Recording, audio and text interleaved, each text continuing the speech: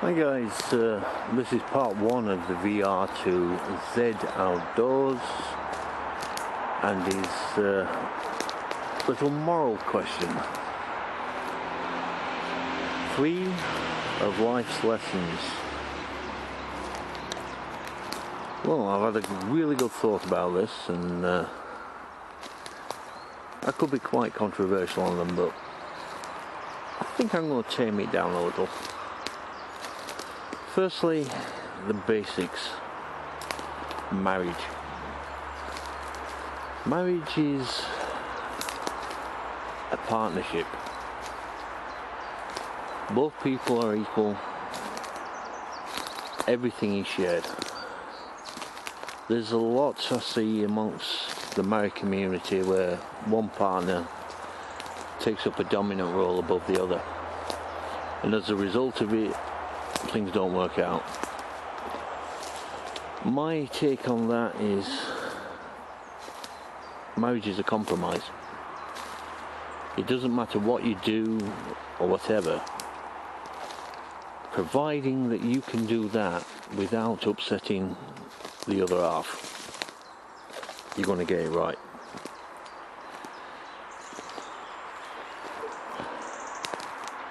I must confess that I'm one of the people that believe that marriage should be for life. I have, however, gone into my second marriage. This relationship's lasted approximately 20 years, and the reason it's lasted so long is I treat my other half as an equal. If not, I treat her as being better than me. She's been everything that I need as regards the relationship. She's been supportive. She's not been, shall we say, intolerant of my, shall we put it as being eccentricities. But on the life lessons point of view,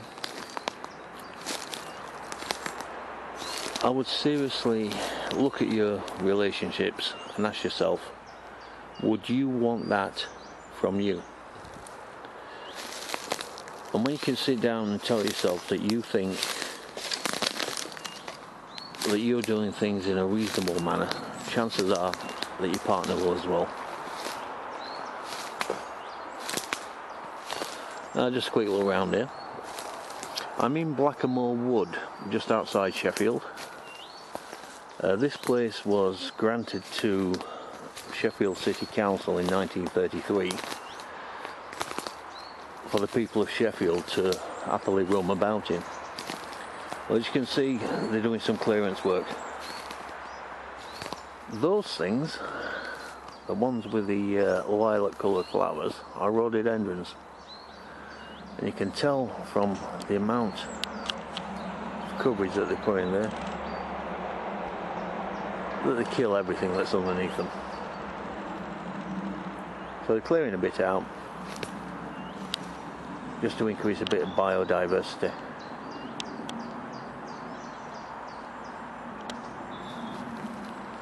So my life lesson as such is simply treat your partner with respect.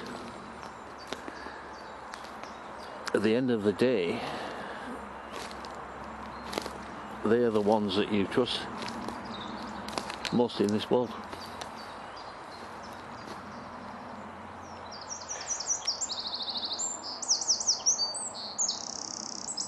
I'm back for part 2 shortly. Hi guys, over there is the top of Win Hill, where we did part 3 of the 37 tour. Well, down here is the Oak Valley boot sale. I was driving past, and lo and behold, they're having a little boot sale here in Oak Valley, just behind the Oak School. So I thought I'd call in, just have a quick look around, and I made a couple of purchases.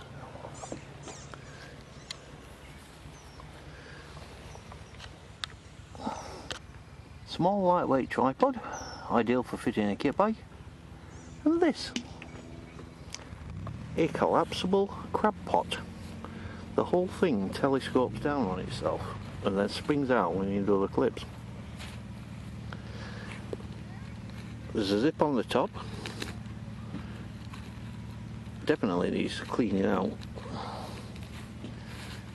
Another one on the bottom, same again.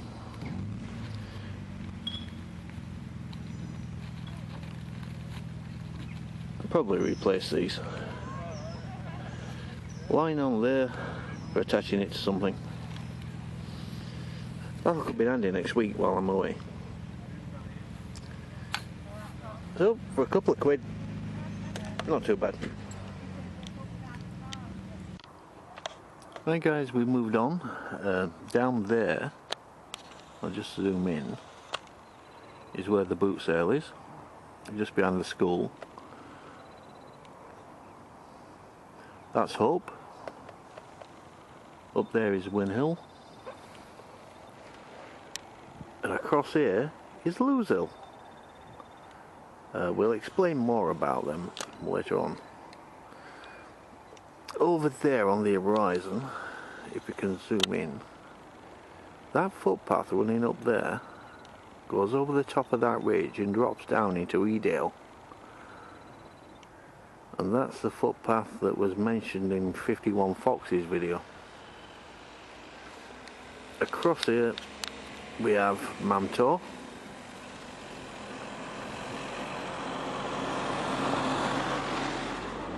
And just below Mamtor, in the centre of the screen there, you can zoom in, there is Treecliff Cavern. That's the place where they used to mine fluorspar. Locally it's called Blue John and was turned into jewellery. That particular cave is open to visitors and it goes down about 800 feet or so on the section you can actually access, and it's quite a pleasant little trip down there, even if they do get you down to the bottom and turn the lights off. There've been a few screams. Right, at the moment I am at the top of the road overlooking the old stone quarry, the one that I mentioned in the tour part 3. So we'll pop over there and have a quick look. And down in the bottom of there is the old stone quarry. There's a footpath runs all the way along its length up there and eventually joins the road at the top.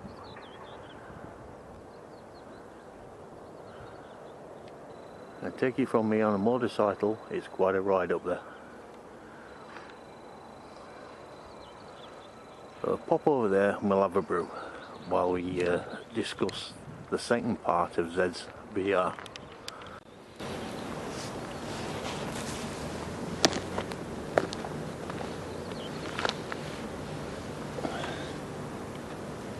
Right, we got the brew on. The second point, life's lessons. Children these days are brought up with absolutely no moral fibre or respect. Mainly it's down to bad parenting skills. If you look around the average council estate or whatever, the children there are basically feral. They please themselves, they do what they want and create havoc. My lesson in life from that is that my own child should be brought up with a sense of decency and responsibility from an early age. I'm not talking being strict, I'm not talking about punishments, but to know the difference between right and wrong. A lot would argue that a child has got a right to a childhood. They have. They've got the right to grow up and enjoy life, but they've also got a responsibility, same as an adult has, to abide by the moral rules of conduct. And as a parent, I think it's our duty to teach children the difference between that right and wrong. If a child is given everything that they want, they grow up in life feeling that these things are an entitlement. For instance, the latest designer clothing, the brand names, the iPads, all these things matter little to actual life. They're things that come and go, fads. What really matters is having the ability to decide for themselves what is right, what is wrong, what they can do and what they can't. So the second point simply is, be a good parent. Don't let your kids run wild. Try to instill in them a sense of responsibility. So that's point 2. Point 3. Now that's a clever one. I did contemplate going on about the pros and cons of religious extremism. By extremism, I don't mean the guys that we see on TV running about with AK-47s, that kind of thing, but the guys that constantly preach their own form of religion to everyone else. Well, that would be taking it a little bit above what YouTube is about.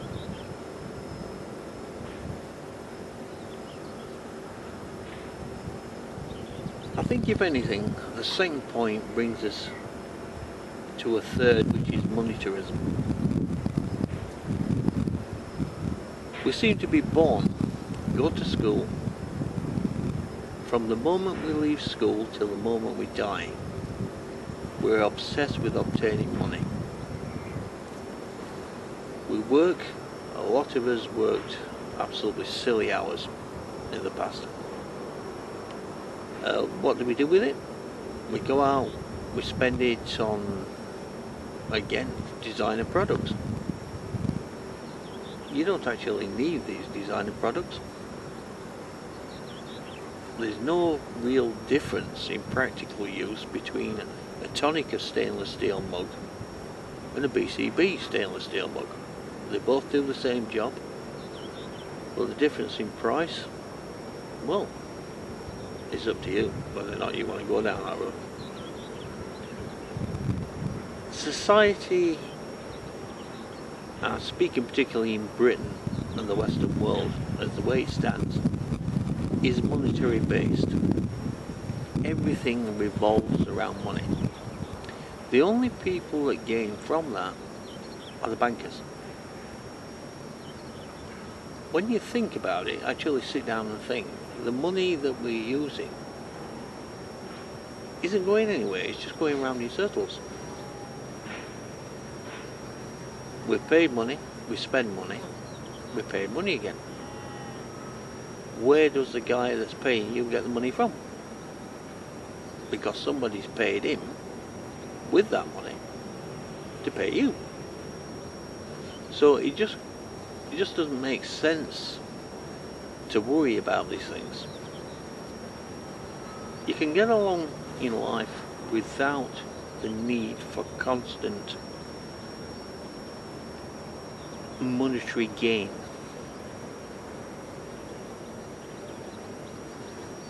You don't need to take it to an excess where it totally takes over your life. Find time to get out there and do what you want to do. You don't need money to do it. You don't need money to stick a rucksack on your bike, wander off into the hills, sit on top of a mountain like today and say, I have done this. This is where I am. This is what life's about. So think very carefully about that. Money versus life. So really that's my 5 points. So I'll get back to making a brew and I'll catch you all later, guys. Oh, by the way, Zed, brilliant idea for a VR. Right, before we go, guys, Win Hill, Lose Hill. A legend has it, back in the old Bronze Age type days, there were two armies, one gathered on this hill and one gathered on that hill. And they decided to have a minor war down in that valley there. Well, after a couple of days of running up and down the hills and everything else and bashing each other over the head with big stones, the winners were declared and they came from that hill. So they named it Win Hill, and the losers coming from that hill, they named it Lose Hill. So there you have a little bit of Peak history. Bye, guys.